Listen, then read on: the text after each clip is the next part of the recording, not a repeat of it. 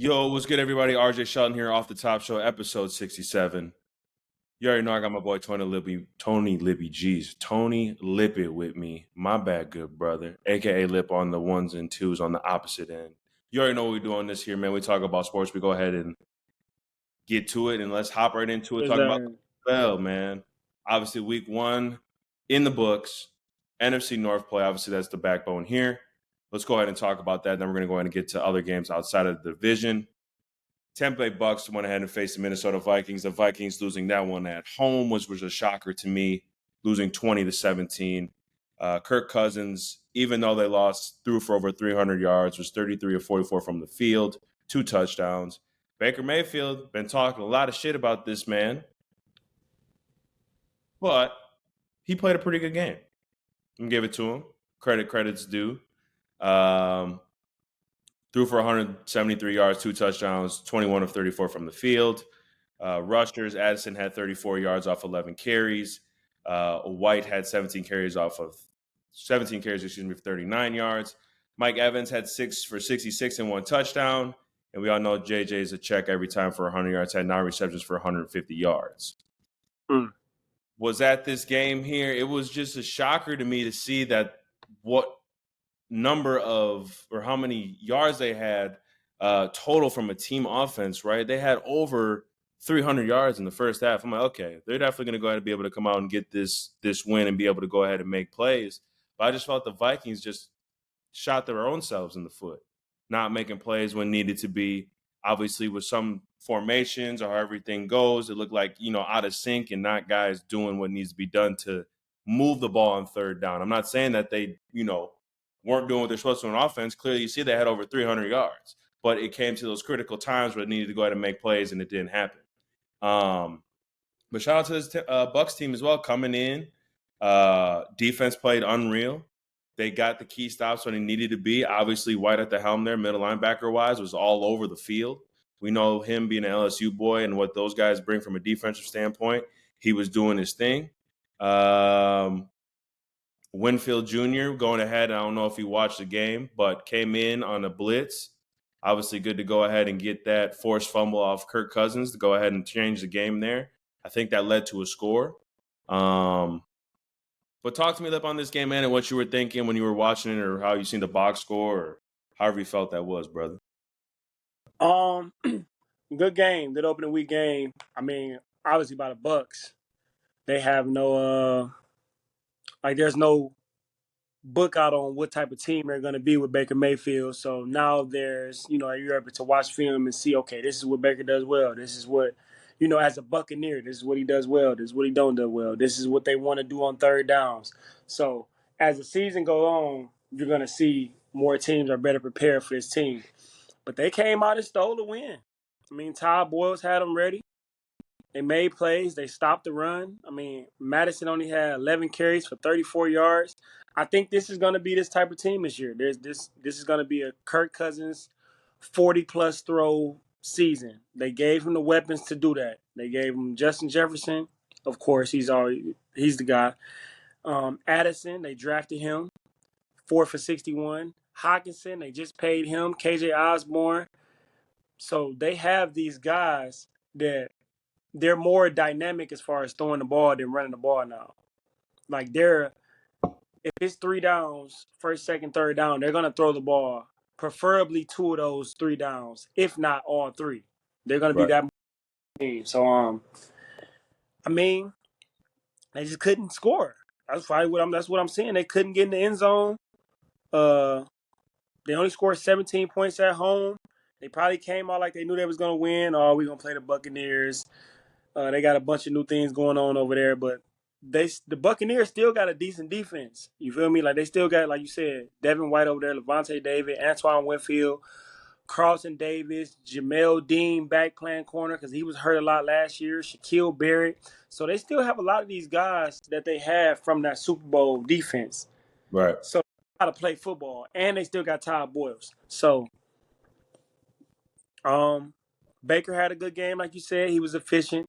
Didn't throw over 200 yards, but he was efficient. 2 touchdowns. He made plays when he needed to make plays. Mike Evans and Chris Godwin had 5+ catches. Right. So they made plays. This is a game that the Vikings don't want to lose. You don't want to lose this game, but you lost. So hopefully this wake them up for the next week because their division is pretty tough. Like Have the you line. seen their schedule? Have you seen their schedule? The Um, Vikings? no, I haven't seen it, but I know they played the Packers and the Lions so at 2 times, and I know both of those games are going to be tough. And I can see them losing all of them games, home and away versus the Packers and the Lions, and then splitting one with the Bears. So you don't want to just give up a loss to the Buccaneers at home to open the season. It just leaves a bad taste in your mouth. But go ahead. Yeah, no, absolutely. Like, just to rattle off their schedule here, like, this is no joke. Like, this was a game that you needed to win at home. Because now next week, right? Quick turnaround. You play Thursday Night Football. You play the Eagles in Philly. Then you got the Chargers coming to town. Then you go to Carolina to play. Then you got the Chiefs coming in. Then you play the Bears. Then you play the 49ers. Then you play the Packers. Then you play the Falcons. Then you play the Saints. Then you play the Broncos. All these games, I just rattled off literally 8 games that are all meaningful. Yeah. And that all where you can literally possibly either be under 500 or above 500. So I was kind of scared. If you're a Vikings fan, I'm not saying be scared, but you need to be worried because you didn't seen what the Eagles had went through, obviously, when they played the Patriots this week. Tough game, but came out. Obviously, Hurst did what he needed to do, and obviously that defense to go ahead and win that game. But those games coming up, y'all better be on your shit because those other teams, if you go ahead and slack, can get ugly very fast. But just to Dog, get back, you yeah, just took words out of my dog. I literally about to say, bro, it can get ugly really fast. yes, bro, it can get Dog. ugly very quickly because I mean, you look at it, right? Just to get back on this game, what I was saying, Flores was calling a great game from a defensive standpoint the first half. I'm like, damn. He's showing cover one, boom, drops the coverage, got Baker Mayfield Doom. second pumping like 3 times. I'm like, bro, if he continues this, he's either going to throw a pick or they're off the field. And then they just got away from it. I think that aggressive play calling from a defensive standpoint needs to be that every single time you step on the field, regardless of the score, regardless of what's going on. Because like you said, right, Kirk Cousins, he's got all those weapons. They're going to throw the football. And they're Yeah. not running the ball. They're not running the football, clearly. They had 300 yards in the first half. And this is last year on the contract, so they're gonna put the ball, they're gonna In put his hands. the hands to see like, do Yes. we want to pay him? You feel me? Like, do we want to Yes. continue our career with Kirk Cousins as our quarterback, or have we, washed our hands with it? We had a great career here and move on to the next Right. guy. I mean, Right. something to think about. No, absolutely. And just to put this, all in a nutshell here, they need to just be aggressive. I think if this Viking team is aggressive on both ends, they just need to ride it out being aggressive. Like, I know that they might be up a touchdown, they might be up 10 points, might be up 14, might be up 3, but like you need to have the aggressive play on both ends. And I think they'll be good if they do that, regardless of whatever score is. Regardless of whoever they play, they need to come out aggressive. And if they do that for 4 quarters, they're gonna be a tough team to beat. But them coming out flat, they can't do that in the second half on the defensive end, especially. Both ends. It's the NFL. These games are critical every single week. So we shall see what happens. Obviously, they face the Eagles this Thursday. That should be a great game as well. We'll obviously have picks towards that when that time comes. Then let's go ahead and talk about the next game here in the NFC North. We finally got to see the new version of the Green Bay Packers and really the new version of the Chicago Bears. Packers took that one home 38-20. Jordan Love, very efficient for his first game. It has been a very long time since the Packers have won week 1. I think Rodgers' career, when he was here, I think he only won in his career maybe 3 games starting in week 1. Because if you've seen we've played like the Saints, we got dog walked, other teams. We've had a horrible week 1. So to see this week 1 win, Jordan Love obviously playing the way he did, I loved it. Like I said, 245 yards, 3 touchdowns, 15 of 27 from the field. Aaron Jones rushing and catching the football. You want to talk about giving our running backs the ball. Like I said earlier, if we want to be successful, we need to go ahead and really lean on our running game, and it showed. but they affected it in both ends. Obviously, Aaron Jones had 9 carries for 41 yards, 1 touchdown, 2 receptions for 86 yards and 1 touchdown. Unreal. That guy right there definitely is going to be the backbone for the Packers. I love LaFleur and how he called the game against the Bears. I wasn't fully tuned in, but I was just literally watching it on my phone and going over the stats and stuff while I was at the game for the Vikings. But this was a great game. Both ends played very well. Obviously, Walker being that guy that kind of put the nail in the coffin to get that interception and take it to the crib. Shout out to the University of Georgia, getting those guys tuned up and ready to play immediately. He was unreal. Clark in the paint as well, controlling everything. Really, besides Justin Fields rushing and throwing, he was the whole offense. And the total rush yards that I think that they had 122, but really, we don't – I mean, you do account for it, but again, the quarterback, I mean, it should be easy. He should be able to get as many yards. But we held the running game down from a running standpoint. And was on the back end too. We did what we needed to do. So I was excited. I was very pleased on what I saw. Musgrove, rookie tight end, 3 receptions for 50 yards. Jalen Reed getting in there, doing his thing, Spartan Dog, getting his feet wet immediately. Feet to the fire, as we would say back in Michigan State. Obviously held his own, 2 for 48. Catching the ball, obviously, from a punt returner. I think he was doing kick return too, but punt return, obviously doing what needs to be done. That's a very key point. All in all, we can talk about this, and obviously you're going to have the floor here. Packers fans, you guys should be excited. Bears fans, I'm sorry, we still own you. Not to be like that, but I'm being like that. So talk to me about this game and what you saw, obviously, from both teams. I was tuned into this game. I mean, this is a game that came on CBS at 4:25, so I was tuned in. The other game was the Patriots and the Eagles, but I was more locked into this game because I wanted to see the quarterback play. Jordan Love looked good. He played a clean game. It looked like he was anticipating the reads, made the right throws. He looked, like I said, he'd been a guy that been sitting behind Aaron Rodgers for the last couple of years, developing himself into this system. So there's not a whole he's just missing the experience. I don't think if he's a smart guy, which I think he is, he plays smart, he made some good plays. I don't think that whole component of knowing the offense was going to be a problem. It was just more of being comfortable within the offense on the field. And he looked good. He gave the ball. I mean, there's 6 different guys that touched the ball in the passing game.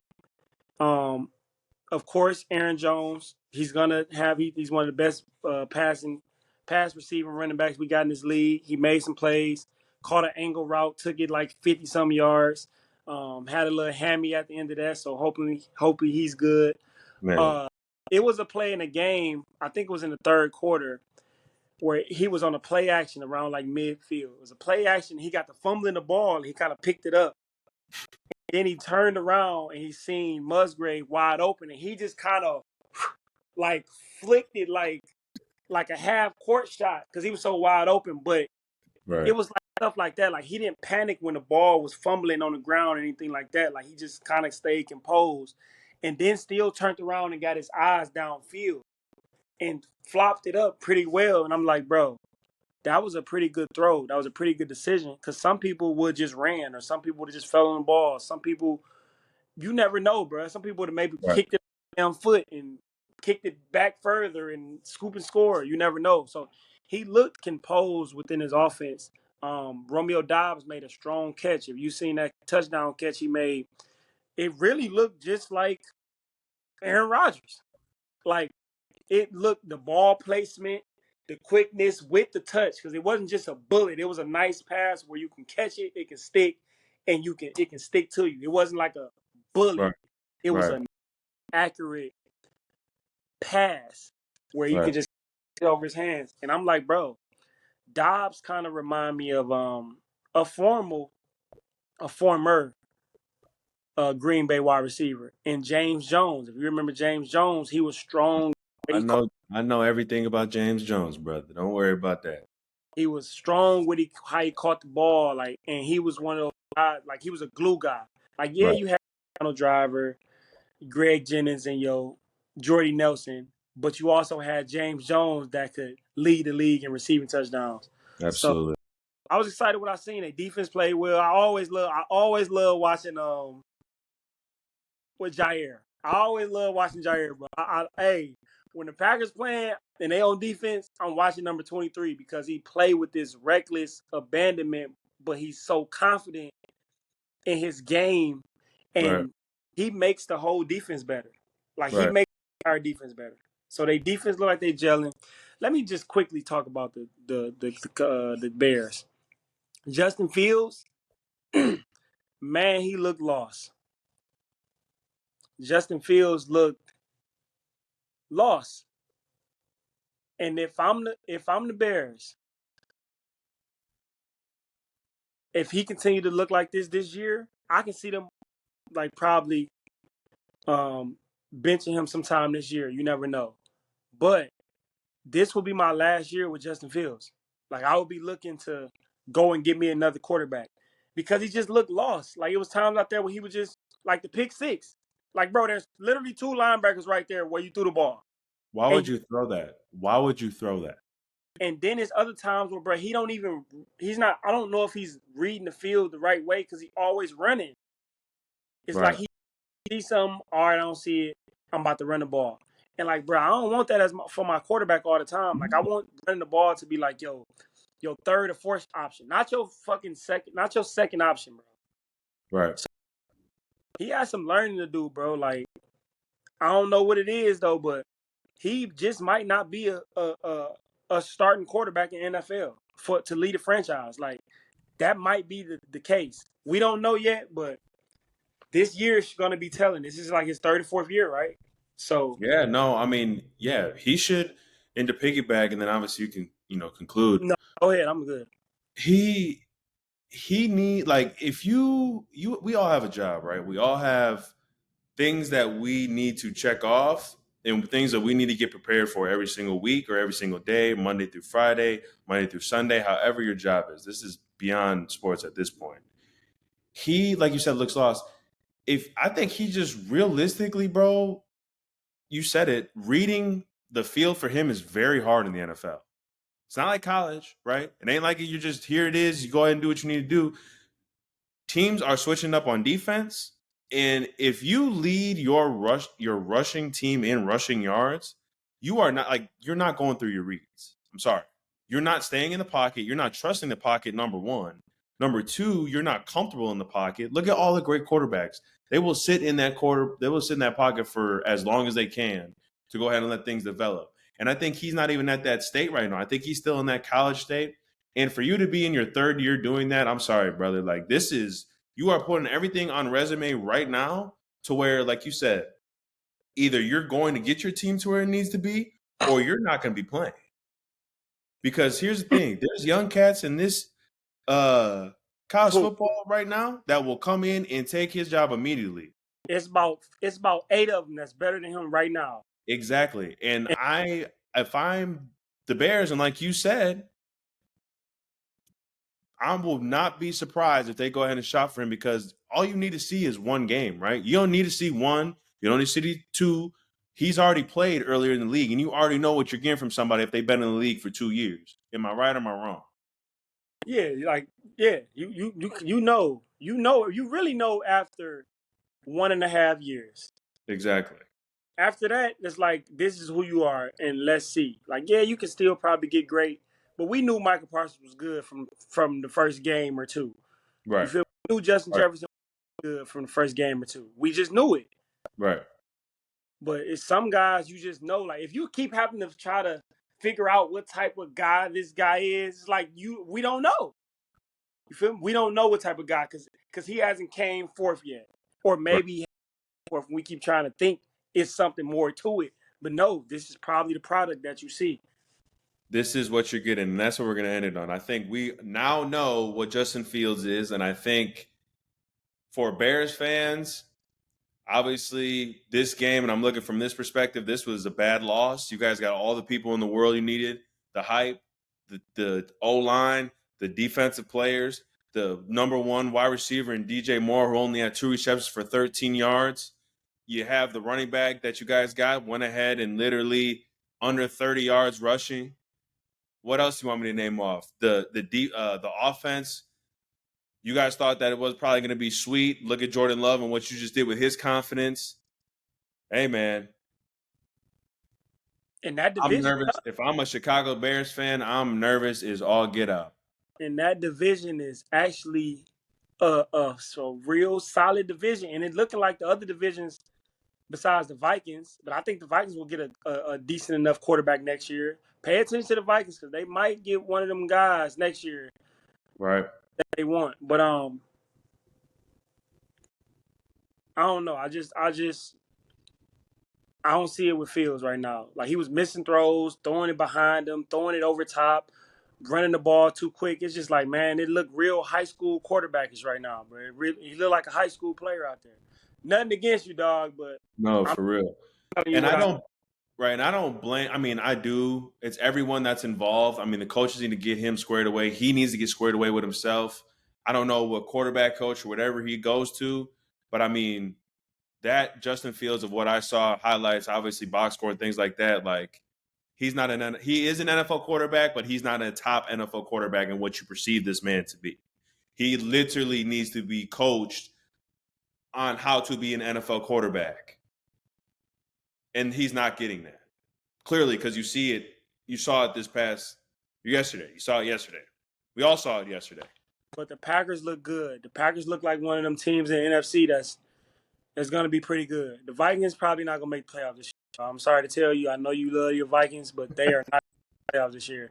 It's going to be the Lions, and the Lions is going to win a division, I think, and the Yeah. Packers be right behind them. The Packers are going to win, I say, 10 games. I think the Lions will probably win 11.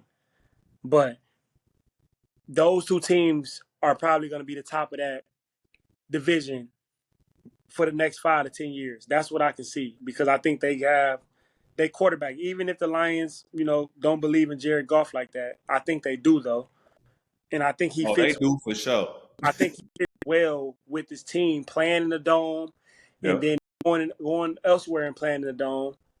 Playing with the Vikings, they play in the dome, so that's like 9 to 10 games in the dome, and then Right. the other they probably play early in the year, so it probably won't be snowing or that cold. It's just good for him. So yeah, that's it. Yeah, no, that was a good win for our Packers fans and obviously Bears fans, man. Y'all need to tighten up, bro. Or y'all going way it's looking, like you said, whatever you said there in the beginning, obviously, with your predictions, could definitely see it happen. But hey, it's week 1. We never know. We don't know what week 2, week 3, week 4 is going to bring. But after doing an assessment like that, I'm right with you, what you said, brother, man. And then obviously that's NFC North. Let's move on over to some other games as well that had kicked off yesterday. We got a couple that we're going to rattle off and talk about briefly, but there might be some that we go ahead and go in depth while they come up. So, Cincinnati Bengals versus the Cleveland Browns. This was a sleeper for you. I believe so, wasn't it? Or No, this is a sleeper. This was a sleeper? Yeah, so Bengals lose this one 24-3. Sean Watson, 16 of 29 from the field, 154 yards, 1 touchdown, 1 interception. Joe Burrow didn't really do anything. 14 31 from the field, 82 yards. Nick Chubb, 18 carries, 106 yards. Nick Chubb, obviously top guy, always going to be in that 100-yard mark, and he definitely can control a game. Joe Mixon, 13 carries, 56 yards. Jamar Chase, 5 receptions, 39 yards, and then Elijah Moore, 3 receptions, 43 yards.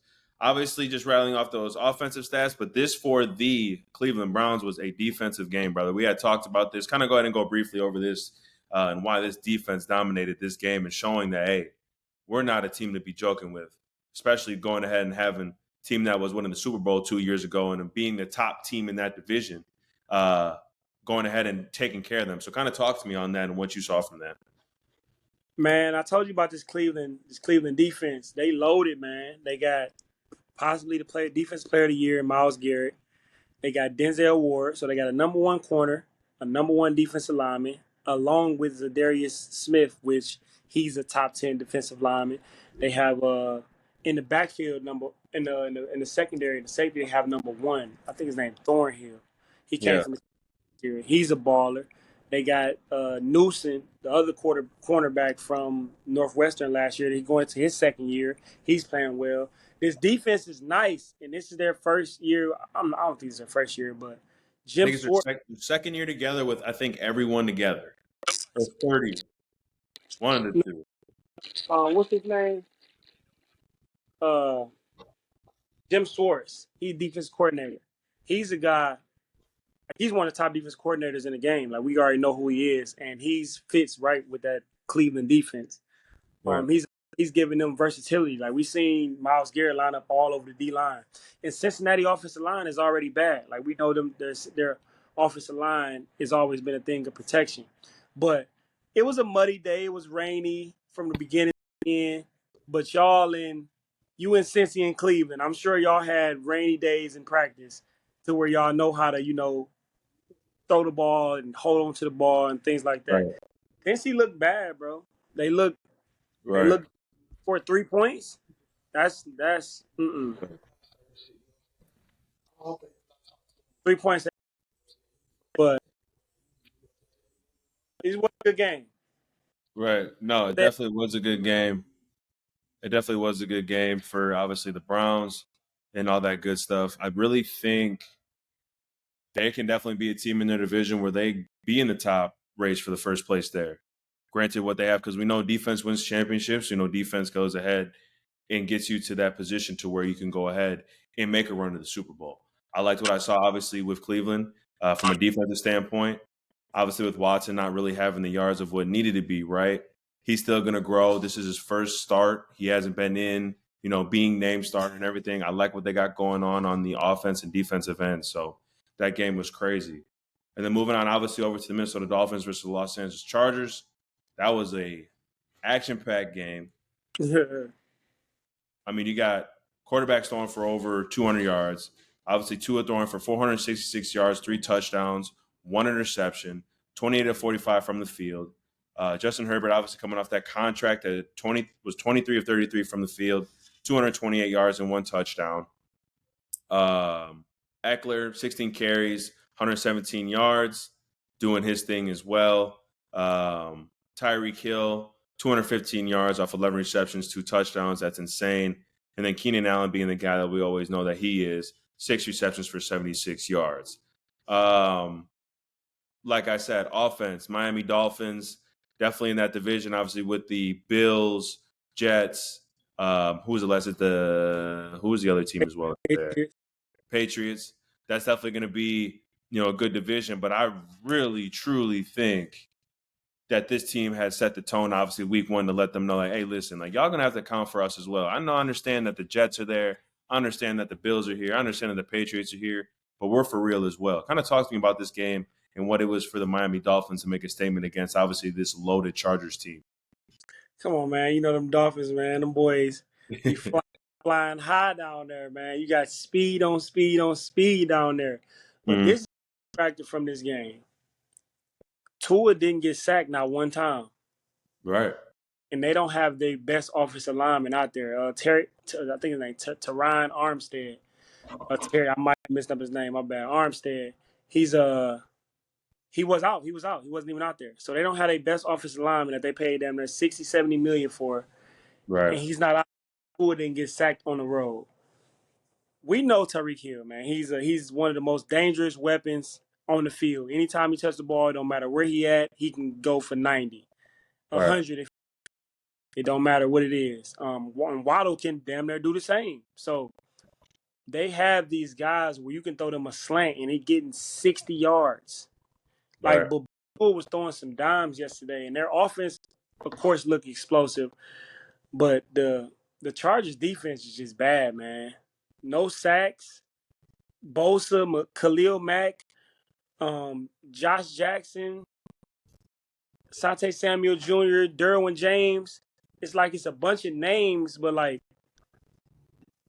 the Chargers just don't be having it. I think it's time to blow that whole organization up, except the quarterback.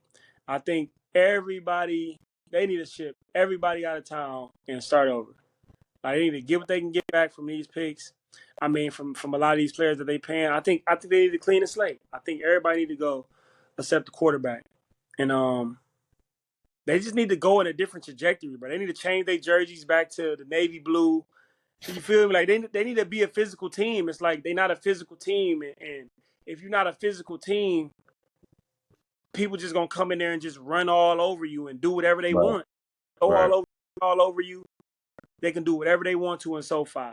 Every team come in there and just do whatever they want to do to their defense.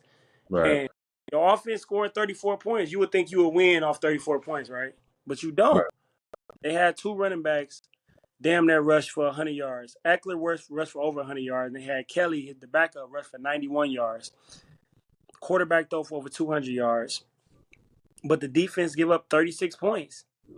It's like, man, like what you want them to do? It's like, you feel me? So the Dolphins look good. I mean, the Dolphins gonna always be there as long as Tua's healthy. They got speed, they got weapons. They got to continue to get better on defense as well. They got to stop the run. I mean, nobody stopped the run on their defense. They ran the ball down their throat too. So Right. it was just a week 1 game. Tua outplayed Herbert in his own crib, at his own game, threw for 466 yards. That shit is bananas. So teams got some tightening up to do, especially the Chargers. Absolutely. 100% with you on that. Shout out to the Dolphins and Tua doing their thing on the offensive end. It was fun to watch those highlights, and it's good to see Tua doing his thing. Obviously, we were talking about him, whatever the jiu-jitsu or karate that he was learning how to land, he ain't need that, brother. That brother went ahead and threw. He had a pocket, okay? A pocket to throw for 466 yards. So shout out to them. They were fun to watch. They're definitely going to be a team that is going to be reckoned with in their division and in the league. And then moving on over to this good old Pittsburgh Steelers game, thinking that the Steelers were going to win. I had them winning at home. Clearly was wrong. San Francisco went ahead and basically dog walked them, as we would like to say, gave them the good old, hey, let me come talk to you, the father-son conversation where he was getting, his ass whooped because he did something wrong. That's what happened in this game. San Francisco won 30-7. Obviously, we all know about the quarterback situation. Brock Purdy being efficient, 19 of 22 from the field, 222 yards, 2 touchdowns. Christian McCaffrey, one of the best running backs in the NFL, 22 carries, 152 yards, 1 touchdown. And that bad brother, Ayuka, had 8 receptions for 129 yards and 2 touchdowns. These 3 guys that I just mentioned right here on the offense here are the key components to this offense this year. Granted, yes, I didn't go ahead and say Debo, but we all know what Debo does. Debo is their Swiss Army knife, or was the NFL's calling now the Joker position, where you can go ahead and get him the ball in any skill position. Quarterback, running back, inside slot, outside wide receiver. This 49ers team is for real. They've always been for real. But this year and what they did week 1, especially we all know what they have on the defense, I don't have to go ahead and ramble off anything. Kyle Shanahan and those guys came into Steeler Nation and laid an ass whooping down to let the league know and to let everyone know that, hey, we're going to the Super Bowl and we're not looking back. We are going to the Super Bowl. And they can do that if everyone stays healthy. And let me just go over quick here with the Steelers. Kenny Pickett, obviously first game, a little shaky here. 2 interceptions, 31 of 46 from the field, 232 yards, 1 touchdown. Najee Harris under 100 yards or under 50 yards. That's meaning that defense was eating him up on the rushing game and all that stuff. When it comes to that, 6 yards, 31 yards, and Allen Robinson had 5 receptions for 64. You're not seeing, obviously, the guy that I've been ranting and raving about all through camp in good old, what's his name here? Getting it because I totally blanked out. Johnson or Pickens. Pickens still had 5 for 36. Johnson had 3 for 48, but none of them had touchdowns.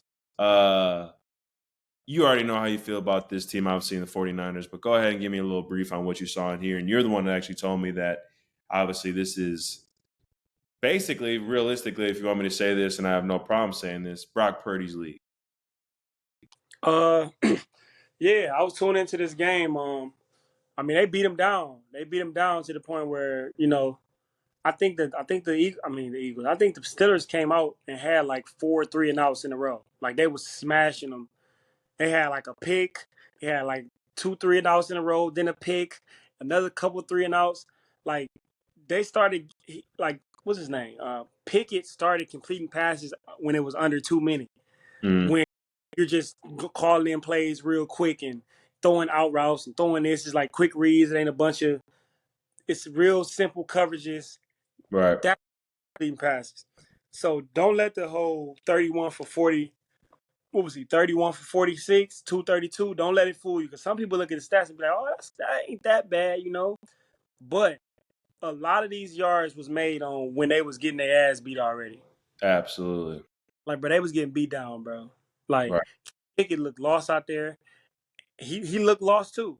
Like, he looked like I was looking like, if I'm a Steelers fan, do I think he's good enough to be the quarterback of the future? Like, that would be the question I'm having if I was a Steelers fan, because I wasn't impressed. I know the 49ers are a great defense. Trust me, I do. But Right. he was making some decisions where I was like, bro, why would you do that? Like, why would you throw that Right. ball? Right. Why? It just, it wasn't good. He wasn't making good decisions. And on top of that, he wasn't making good throws. It was bad throws and bad decisions. So, but I said this about Brock Purdy. I think he's arguably the best quarterback in the NFC. He's up there, like how he runs that 49ers offense and how efficient he is and how he gets the ball to those guys. Like, 8 for 8, 8 targets, 8 receptions to Ayuk. Samuel 555. Kittle was coming off the groin injury, so he haven't even really turned up and tuned up yet. McCaffrey didn't get the ball out of the backfield a lot because he was handing them off the ball. 20 for 152 yards, 65-yard touchdown run. It's like, we ain't got to do too much. But Purdy is like one of the best distributors of the ball. He was getting the ball to those guys, accurate throws, on time throws. Okay, this read ain't there. I'm gonna go this one. Okay, this read ain't there. I'm gonna throw this right here. Throw that right there. Like, you can tell he's played a lot of football in college, and he was a 4-year starter at Iowa State, if I'm not mistaken. He Yes, was sir. there. He's seen a lot of football against a lot of different teams, a lot of coverages. So he knows football. You feel me? Like, he know how to play the quarterback position. He was just fucking small. He just looked little, like, right? Like, you know how they want their prototypical Blaine Gabbert, 6'5", whatever, strong arm type guys, but them guys don't even make it in the league like that. I.e. Brady Quinn, Mark Sanchez, all of them guys really didn't do shit. Josh Rosen, none of them guys did anything, but they look prototypical, I guess. But you see where the quarterback position going now, and it's going away from that. Brock Purdy, I would say, is one of the best quarterbacks, arguably the best quarterback in the NFC. And I like what he did. That defense is crazy. What they had a defensive end opposite of Nick Bosa that had 3 sacks.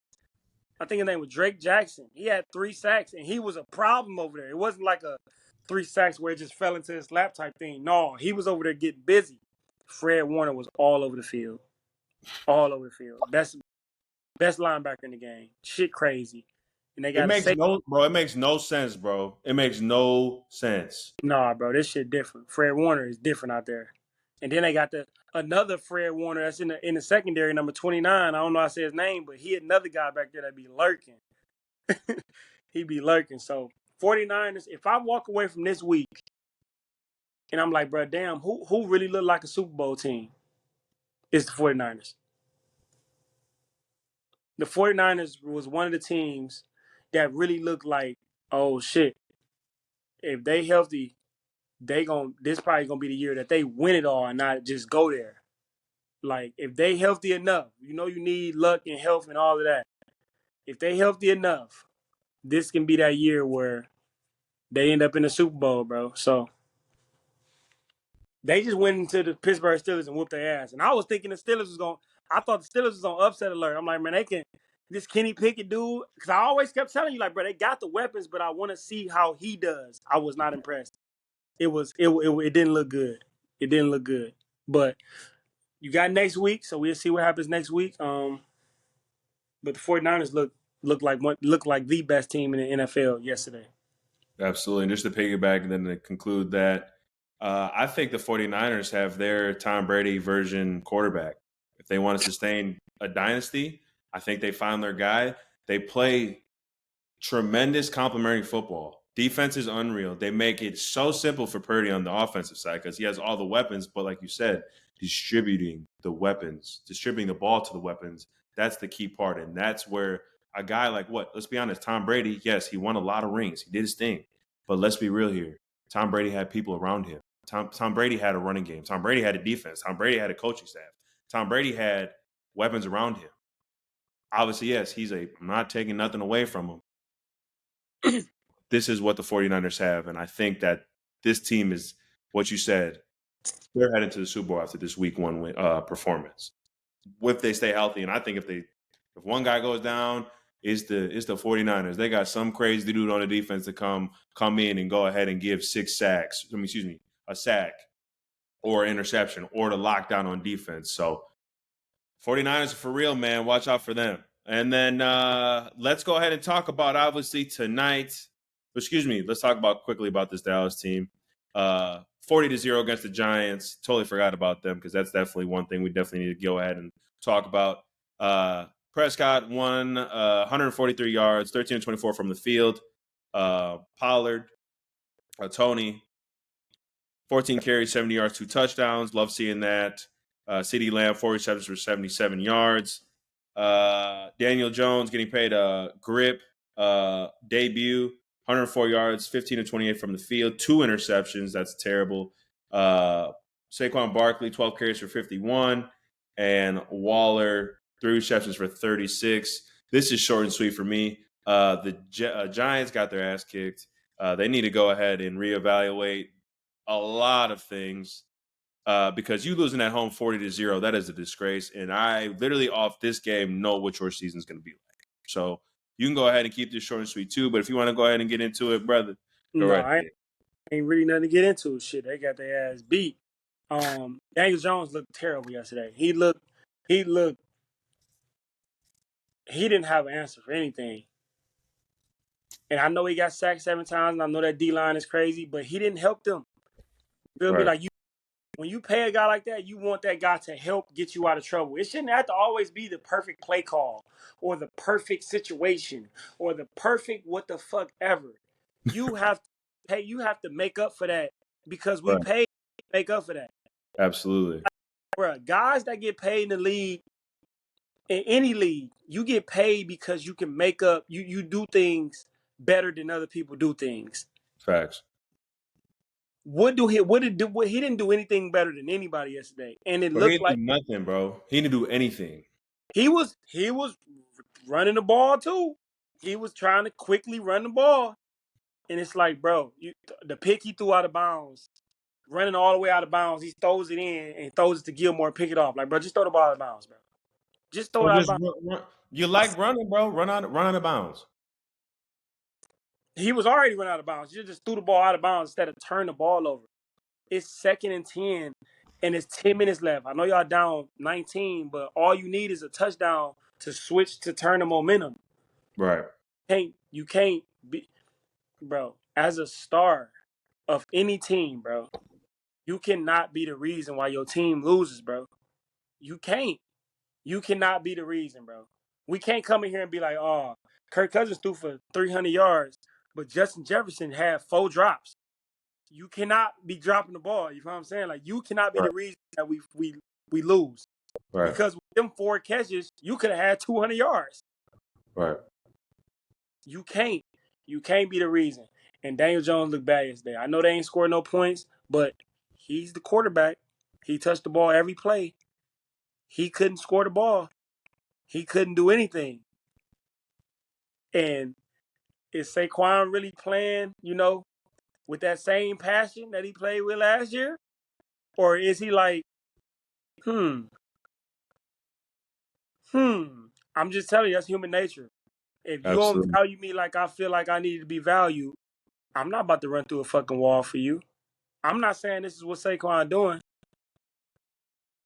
But if I'm an owner of a team and I don't really mess with the head coach of my team like that, and the head coach know that head coach might do some things that I don't want him to do just because we don't have the best relationship or we at odds with each other.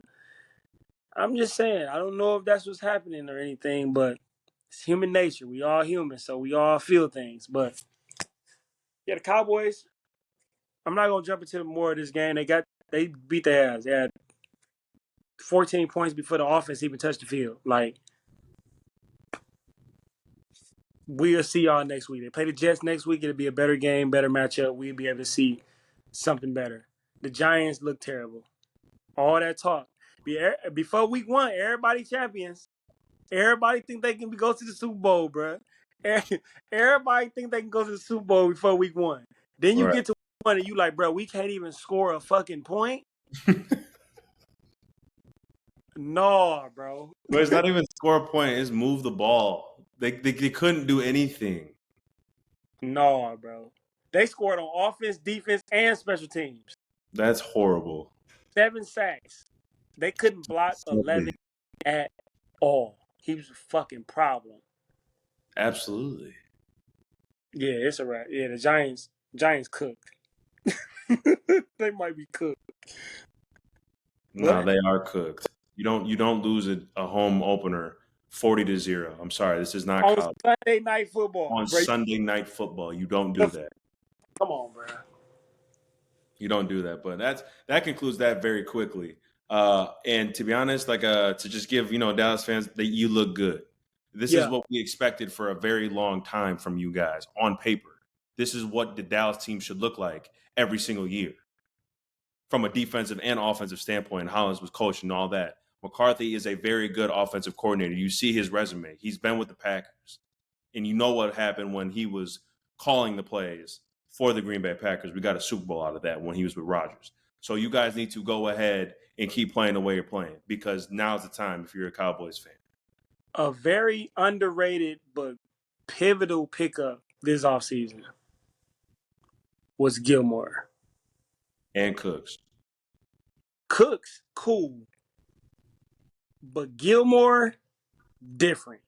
Absolutely. He's a player of the year. Cooks can give you 1,000 yards, but Gilmore is a defensive player of the year at corner. Yes. Defensive MVP at corner. That is a very underrated pickup this year. And I think that is the best offseason move of anybody this entire offseason. When he signed to them, I was like, shit. Because it's a lot. It's a lot. But now you got 2 all-pro damn near corners on your team. You just take them off there and say, hey, y'all do this. Now we got 9 guys to get freaky. And then you in that 9 guys, there need to be damn near all eyes is on one guy. And that's number 11. Outside of the 2 guys on the outside. Yes. So dealing with the 9 in the box. Safeties, linebackers, and D-line. Everybody needs to know where number 11's at. Period. No matter what, I don't care what down it is. No matter what it is. So now you got 3 guys allocated to blocking number 11, and they couldn't even do that last night. Nope. You know how that opens up the field for everybody else? You got Jonathan Hankins in there. That's funny because I played with him when we was 9 years old and with the Eastside Raiders. And he was running back. He a defensive tackle going crazy. Mozzie Smith from that school down the street. They D-line they stopping the run. Hey, you got OG Lawrence that's been with the Dallas for years. He's still playing like he young. He's a wise man on that D-line, getting them sacks. You're like, oh, we need a little play. Try to get sneaky. Don't worry about it. We got the OG right here. He's seen this multiple times. So they are for real, bro. Guys, too. Missing Jordan Lewis from the crib. He ain't played last night. A nickelback. That's one of the nicest nickels in the game. He ain't played last night. He's going to be ramping it up. Probably going to play soon. And number Wilson, the safety. Wilson, number 6. He didn't play. But number 30 looked good. I don't know who he was. He was out there active last night. Yes. So their corner, I'm about to see right now. He was making plays. I know exactly what you're talking about. Where he who was running, I think Waller was running like a comeback or a route. He came in. No, he was running a 7 route, and he had right hand swiped it down like for a 3rd down to get them off the field. Like 3 or 4 plays last night. Like he was around the ball. He was making tackles. I seen him make some plays. I think his last name was Thomas. I don't know his name though, but number 30, he was active last night for the Cowboys. Yep. Last name Thomas. He was active. He was definitely active. But yeah, no, that was a good win, and that's the Dallas team we should see.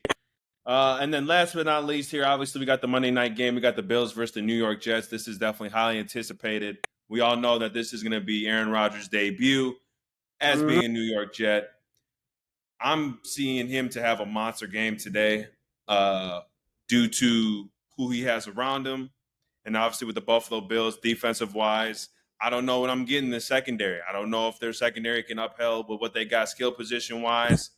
Obviously with Wilson, Lazar, all those guys.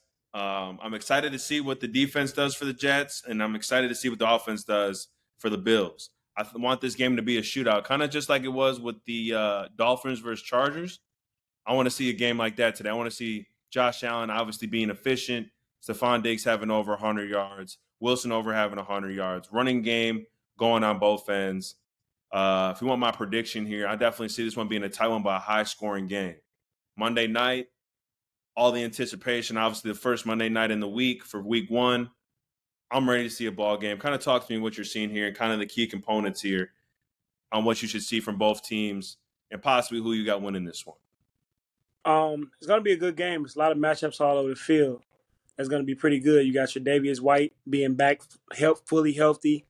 You got Micah Hyde back there in the secondary. He didn't play all last year. He's back, feeling healthy. So him and Poyer back there doing their thing again. Von Miller is not playing. So keep your eyes on that Bills defensive line. The Jets need to get their running game going. They need to run the ball. They don't need to just put the ball in Aaron Rodgers' hand, just say, hey, go out there and win us a game. No, you got to run. Forgot they have Dalvin Cook. Totally forgot about that. Yeah, Dalvin Cook, Breece Hall, that's if he's back playing like playing, Michael Carter. So they have guys in the backfield that they can hand the ball off to at least 20 to 25 times a game and see how many yards they get from that. But a matchup that I'm tuned in tonight for is Stephon Diggs versus Sauce Gardner. I want to see that. I want to see that because they played last year, and the first time they played last year, Diggs was doing his thing because that's just what Diggs do. But now you got a more confident Sauce Gardner. He was the best corner, all-pro corner last year, so I know he's coming in on. I'm locking shit up. We in my arena, right? My defense, and you ain't about to go off tonight. The last year's season opener was the Rams versus the Bills, and Diggs went off that game. I think he had like 130 yards plus 2 touchdowns. A touchdown, he went off. So he's looking to duplicate that. And Josh Allen's name been kind of getting tarnished a little bit this offseason. People been saying, he's a pretender, or is he really one of the top quarterbacks in the league? Can he win? Blah, blah, blah. I think he's going to step up and show people that, I am like that. And I'm better than I was last year. And I think he gonna will his team to a win tonight. And I think the score is gonna be 31-27. 31-27. I think the Bills take the win tonight because they've been overlooked. It's gonna be tough though. It's gonna be tough because that whole momentum that's going on in New York, they ready to explode. Man, what explode? But they're ready to explode. I'm tuned into that Diggs and that Sauce Gardner matchup. That's gonna be like a boxing fight. That's gonna be one of them boxing fights where shit, you punch me in my shit. All right, cool. I'm about to punch you back in your shit. And it's just like no blocking, just hands, no blocking. Who gonna withstand the most? Because they're gonna be going at it. So I'm tuned into that. No, absolutely. And just to conclude that, there's gonna be some football on tonight. So be tuned in at 10:15. I'm just excited to see what Aaron Rodgers does. I'm excited to see, obviously, I'm the big quarterback guy play. I want to see Josh Allen do his thing, like you said. I'm expecting the Jets to take this one. I'm going to get them 37-34. I want to see a shootout. I think it's going to be a high anticipated game, high scoring, excuse me.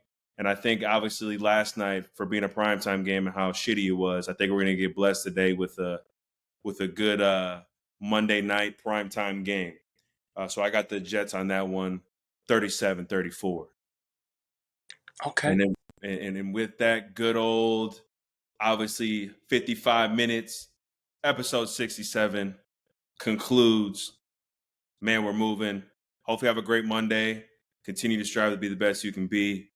Go ahead and make sure that you're doing what needs to be done for you to go ahead and fulfill your day every single day. Mr. Lip, take him out, brother. Hey, man, shout out to the LA Rams for going in there and upsetting the Seahawks, man. That boy shot fake cold. He had 2 receivers I'd never heard of in my life go for 119 yards. Man. Shout out to Matt Stafford, man. Look good, man. But enough with that, man. Y'all drink y'all water, man. And football is here. Let's continue to talk about it, man. Let's continue to laugh about it and break this game down, man. You feel what I'm saying? Off the top with it, you know? Yes, sir. Peace out, everybody, man. We're going to see you guys on Wednesday. Content will be up, obviously, on all platforms. We're here. Peace out. Yeah.